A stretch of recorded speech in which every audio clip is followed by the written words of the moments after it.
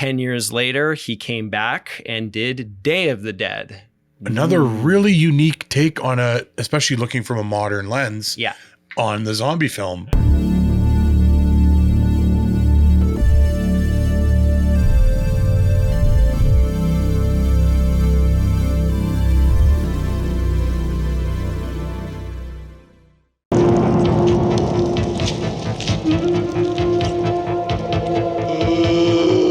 It's a zombie movie, but the focus it's more of almost a psychological thriller. Yeah. About these people cooped up in a bunker for a decade. Having that as the focus and the backdrop for the zombie thing is just really unique because we're seeing these people that are at the beginning of the film. They're already at the end of their ropes. Yeah. Oh, and yeah. They're everyone is on the verge of cracking, and Joe Pilato has cracked. I'm running this monkey farm now, Frankenstein, and I want to know what the you're doing with my time. Easily the best part of the movie, but I love that.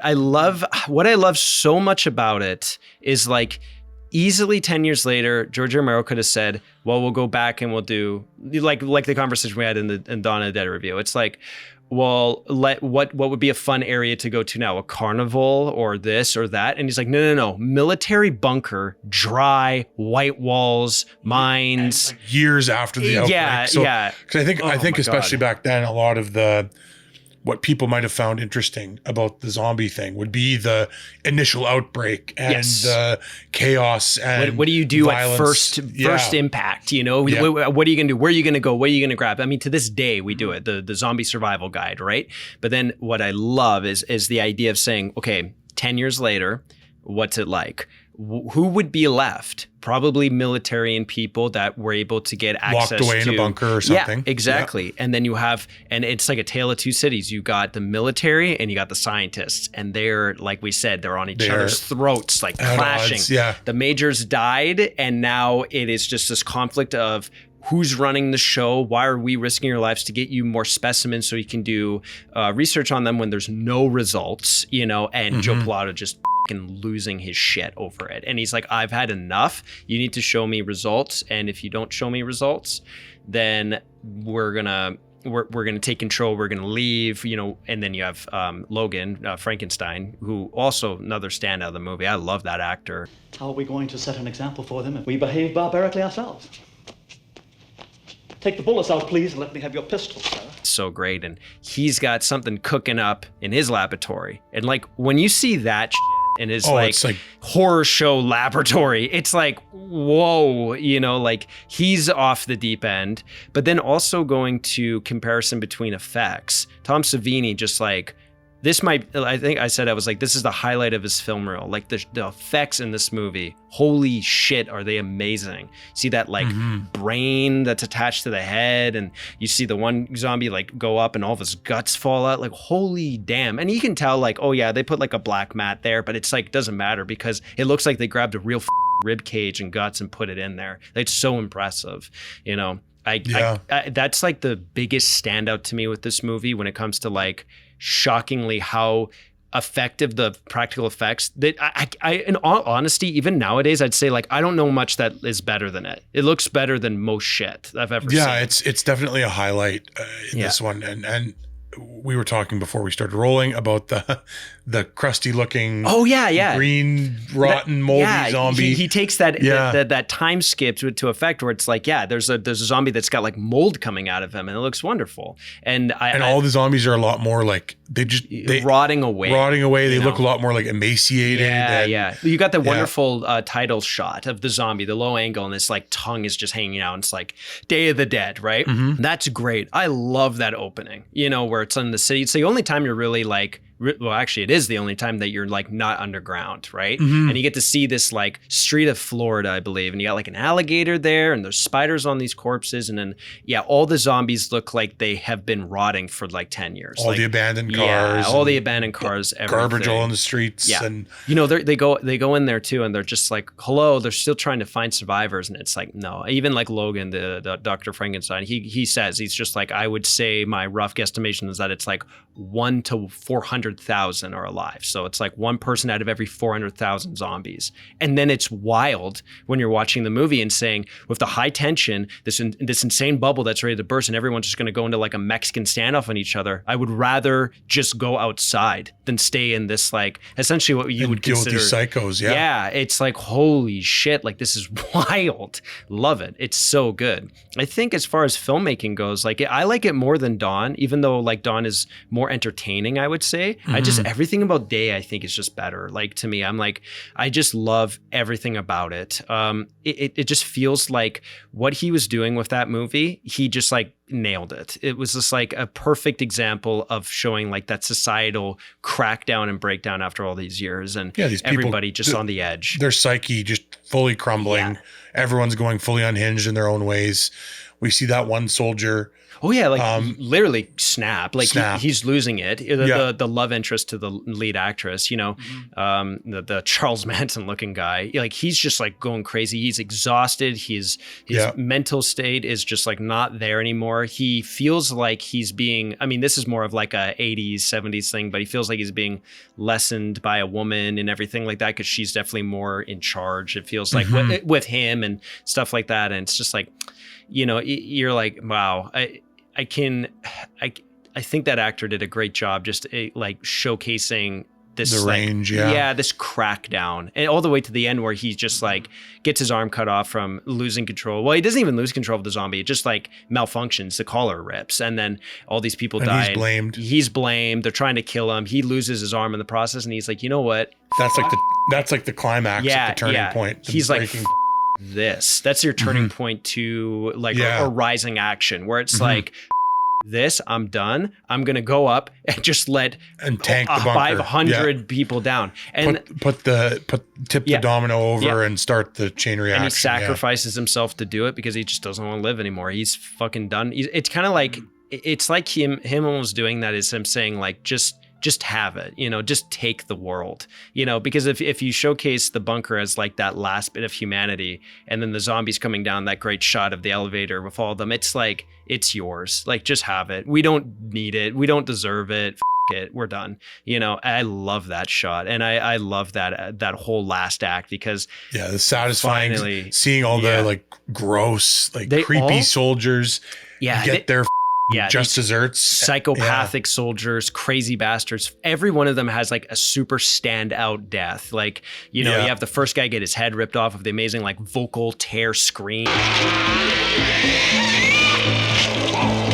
That's an amazing effect while they're being ripped away. And then you have the other one who gets like, well, there's the bigger dude who kind of remind me of John Goodman slightly. He's the only one that doesn't have as much as a scene. He just kind of blows his head off, but it's still really stark. And then Joe Pilato getting this lower half ripped right off and screaming, choke on it. Choke on it. Choke on it. Choke on it. I guess we can't talk about Day of the Dead without mentioning Bub. Probably the most famous part of Day of the Dead is Bub, the Frankenstein's pet, who he's basically showcasing that going back from that zombie, the flyboy zombie, remembering things. It's like he's showing that there's some sort of subconscious level to them where they do remember how to use certain objects. Right, Bub. Say hello. Come on, Captain, give me a break, will you? Say hello to your Aunt Alicia. Say hello, Aunt Alicia. Hello, Aunt Alicia. So he believes that there's a way to like coexist with them. Kind of like you mentioned, like Fido, that pet zombie movie, even though I think that movie ends up them all like, you know, breaking out, but that was once again a societal structure thing. That was like Metropolis in a way. But yeah, it's like Bub is so good in that. Everyone will probably say that Bub is the best zombie ever because he has so much personality and everything like that. I don't know where I said final on that. Salute to the when he's watching Joe Pilato get killed. That's a great scene. It's like right before Joe Pilato gets he shoots murdered. He's like chasing him down, shooting him out of revenge because Joe Pilato murdered Frankenstein. And it's like, that stuff's all great. But those scenes, my God, it's amazing how like you watch those scenes and it's like Resident Evil Extinction just blatantly ripping off that scene, other guys ripping off stuff like that. So just as much as Dawn of the Dead gets ripped off, Day of the Dead as well seems to be getting ripped off more and more as we go on.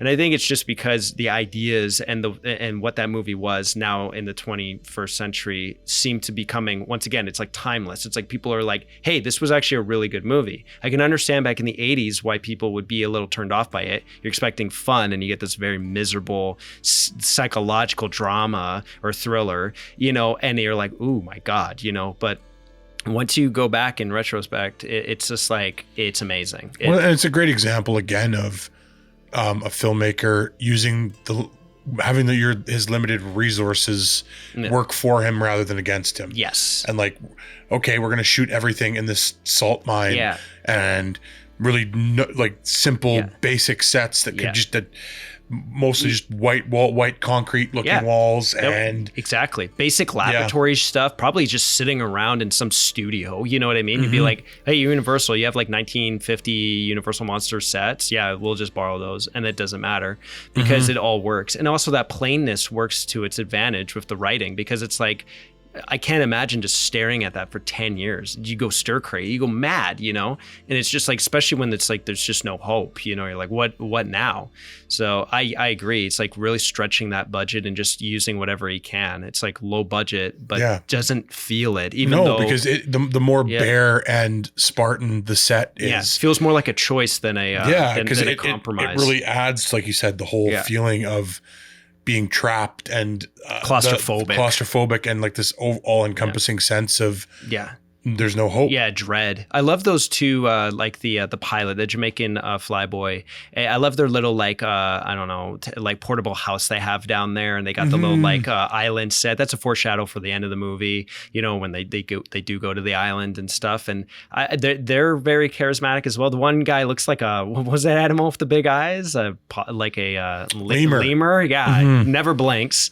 He, like the Irish. Yeah, the Irish drinking guy. I love him. He's really charismatic as well, just how he acts, and all good things. Once again, a nice line of relatable and likable characters, and even the ones that aren't likable or you don't like as much, there's still, it's like on purpose that you're not supposed to, and you still understand what he's going for, and they deliver a good performance. Like that her boyfriend character, he's not likable, but he's on a down path, you know, he's downward spiral, and he's just trying to sedate the whole movie, upset the whole movie. I mean, for God's sakes, at one point he slaps her and then he just starts breaking into tears and crying. So you're like, it's like, if I was to watch their relationship 5 years ago, different story, but now he's on the verge of collapsing and he's suicidal at the end. So it's like, you know, good performance. Well done.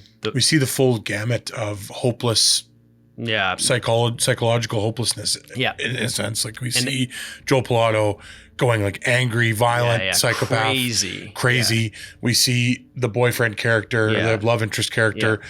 He turns it all inwardly and is like suicidal, depressed, whatever, can't cope with the world around him. Yeah. And it's all that sense of like claustrophobia, hopelessness, and how are these people responding to it? Yeah. And we see everybody handling tragedy in their own way. Yeah, we have the scientists in their little retreat. They find a way to escape. Logan, you even have Logan. They play the recorder, and he's like, "Oh, I'm sorry, mommy." Like he's lost in his mind. Like the way that he's escaped the reality of the situation is by locking himself in his laboratory, doing these fucked up experiments, and he's now just trapped in his own psychological nightmare. Yeah, he's completely unhinged and crazy. It's my stocking. There, I put it away. I put it away, Mother. I put it away. Bastard. Be civilized. Be civilized. Take that off. Take that off. Take that off. 5 minutes, Mother. Just 5 minutes. He's a perfect parallel to Joe Pilato, because Joe Pilato's unhinged in a very vocal way, and then Frankenstein's unhinged in a more emotional, more internal way, where the only way that you can see that there's issues is just by watching his actions, and it's like, oh my God, like feeding Bob the dead. They're kind of equally fucked up. Oh yeah, they're both, I would say, on the same level. They're both looking at human life as not important. It's like psychopath level. Like he's feeding Bob the dead soldiers. Yeah. Joe Pilato's ready to just shoot anybody on command. That great scene. Get in my way, I'll fucking blow you away. That great scene when he's just like, sit down or get shot. And then the guy's like, bang, you're dead. And he's like, I wasn't kidding. Shoot that woman. Bang! You're dead.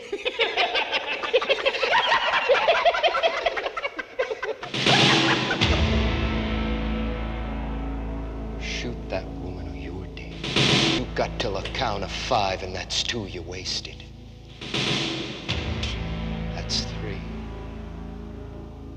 4. Sit down, Sarah. What is this? Shut up and sit down. That's 5 still. All right.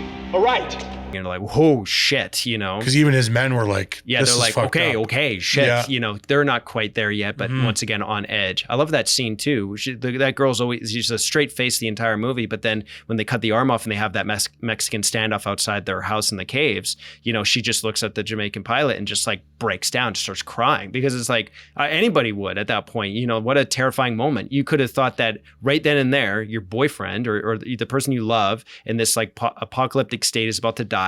Everybody's pointing guns at each other, and it's a Mexican standoff, 3-on-3. Everybody could have died there, you know. And it's just like she shows a human reaction to the whole thing, and that's what I love about it. It's like, once again, just the human reaction. How would a bunch of people handle themselves in a nightmare scenario?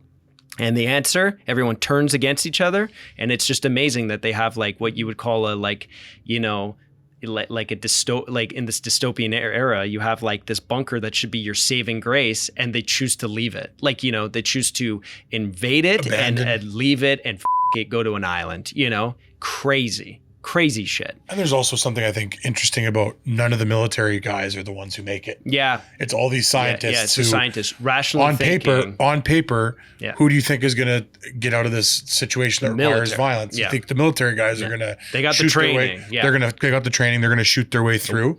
But it's the scientists who make it at the end. It's the same thing that George Romero did in all of his movies. It's like, if you rationally think through your way, you'll be the last one to survive. The only time he did that with a subversion is the end of Night of the Living Dead, where then just, you know, Deus Ex Machina, you just get shot and you're like, what? That's wild. But that was also him.